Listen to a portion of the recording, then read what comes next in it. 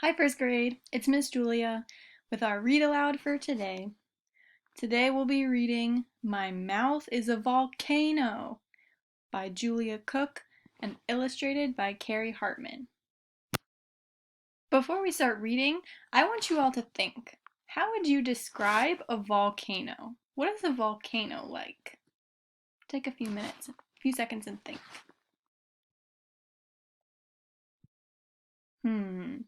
Well, I know that a volcano is explosive, right? Lava explodes out of a volcano. And I also know that volcanoes can be hard to control. And you never know when they might erupt. So I wonder, what do you think the phrase, "my mouth is a volcano," could mean? I want you to think about that while we read the story. But let's get started. My name is Lewis. People say I erupt a lot. I don't think I do. I have a lot to say, and all of my words are very important to me. When other people talk, words just pop into my head. Then they slide down onto my tongue. My tummy starts to rumble, and then it starts to grumble. My words begin to wiggle, and then they do the jiggle.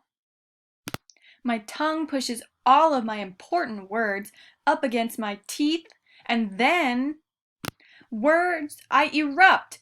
Words just explode out of my mouth. My mouth is a volcano. Hey, guess what, you guys? In class, my teacher says that when we want to say something, we're supposed to look at her, raise our hand, and wait until she calls on us. I tried that. After I had waited patiently for what seemed like 62 years, my important words slid down from my head onto my tongue. My tummy started to rumble, and then it started to grumble. My words began to wiggle, and then they did the jiggle. My tongue pushed all of my important words onto my teeth, and my volcano erupted. Rumble, grumble. Teacher, I think we should have recess all day. I'm hungry too. Can we go to lunch now? My teacher was less than pleased. She erupted me right back. I know what you are saying is very important to you, Lewis, but since it's not an emergency, you'll have to wait until I call on you. It was my volcano's fault. At daycare, we were sitting on the rug listening to Miss Polly read us a story about planting trees. All of a sudden, I thought about the time my grandpa and I planted 6 trees in his front yard. My important words slid down from my head and onto my tongue. My tummy started to rumble, and then it started to grumble. My words began to wiggle, and then they did the jiggle. My tongue pushed all of my important words onto my teeth, and my volcano erupted. Hey guys, once I planted zillions of trees with my grandpa and I got a timeout. It was my volcano's fault. During dinner, Mom and Dad were talking about paying the bills. Then, I thought about my friend Bill. Bill can blow a bubble inside of a bubble when he chews 2 pieces of gum. Now that is really important. My important words about Bill slid down from my head and onto my tongue. My tummy started to rumble, and then it started to grumble. My words began to wiggle, and then they did the jiggle. My tongue pushed all of my very important words into my teeth, and my volcano erupted. Hey, Mom, Bill can blow a bubble in a bubble with his gum. Lewis, my mom said, you interrupted again. If somebody else is talking and you don't have an emergency, you have to wait for your But Mom! My words! They slide down from my head onto my tongue. Then my tummy starts to Lewis, you did it again. I got sent to my room. She said I was rude. It was my volcano's fault. Louis looks quite frustrated in this picture. The next day at school was my very important day. I had been waiting for about 126 weeks to be the student star of my class. This was my special moment. I got to share a poster with my class that had pictures of all my favorite things. I stood up in front of my class and began to tell them about the time I went fishing. Halfway through my story, Richard started to tell everyone about when he went deep-sea fishing in Mexico. His story must have been better than mine because everyone started to look at him. He was stealing my important words. "Richard," said my teacher, "you just interrupted Louis. Please wait until he's finished talking and then he might call on you." I couldn't believe how rude that was of Richard. He interrupted me. That really made me angry. After talking about my fishing trip, I started to explain the x-ray of my broken arm. Just as I was getting to the good part, Courtney started to tell the class about when she broke her leg. "Courtney," said my teacher, "you just interrupted Louis.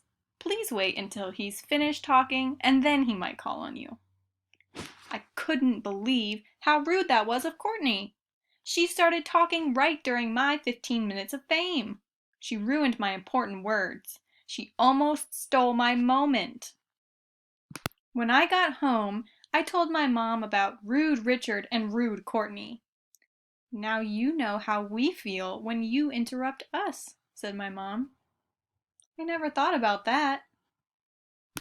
I just get so excited and my words, they just pop into my head. Then they slide down onto my tongue. My tummy starts to rumble and then it starts to grumble. My words begin to wiggle and then they do the jiggle. Then my tongue pushes all of my important words up against my teeth and I erupt. Words just explode out of my mouth. My mouth is a volcano. "Maybe Richard and Courtney have volcanoes in their mouths too," my mom replied. "I never thought about that." "Well, son, the next time your important words are pushed into your teeth by your tongue, bite down hard and don't let them out. Then, take a deep breath and push your words out through your nose. Then, when it is your turn to talk, take a deep breath and breathe them back into your mouth." "Will that work?" I asked. "Only if you make it work," said my mom. That night at the dinner table, my sister Sylvia was in the middle of one of her long girl stories when my important words began to slide down from my head and my volcano started to do its thing. Just as my tongue started to push my words out through my teeth, I bit down really hard. Then I breathed my words out through my nose. As soon as my sister finished talking, I took a deep breath and back in went the words. I was amazed that they had just hung around outside my mouth and didn't float away. Then I told my story and nobody got mad at me for erupting. After that, I never erupted again. Well, except for the time Bill's bubblegum got stuck in my hair. But that was a real emergency. That's the end of the story. I remember I asked you all at the beginning, before we started reading, what does it mean to say my mouth is a volcano? Now that we're done with the story, what do we think it means? Well, Lewis's mouth, he said it exploded with words, so that could be how it's like a volcano. And he didn't feel like he could control it, just like you can't really control a volcano. How did Lewis feel when it was his special day to share at school, but others kept interrupting him? He got pretty frustrated, didn't he? He learned that it's frustrating when you're the one talking and others keep interrupting you. What was the trick that Lewis and his mom practiced to help him control the volcano in his mouth?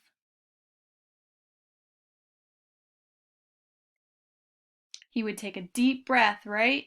And the words would go out his nose, and then when it was his time to talk and he had the mic, he would breathe them back in and then speak them out loud.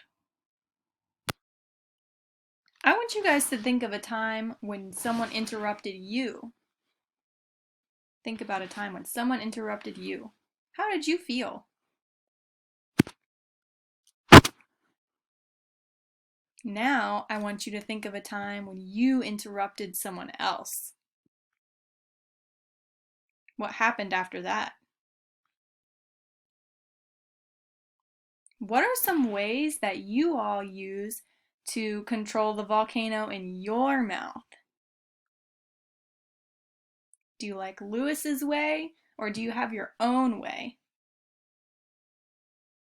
I like to take 3 deep breaths. Being a good listener is an important skill, and part of being a good listener is learning how to control the volcano in our mouth, because sometimes all of us feel like we have volcanoes in our mouths. Thanks for listening, first grade. See you next time.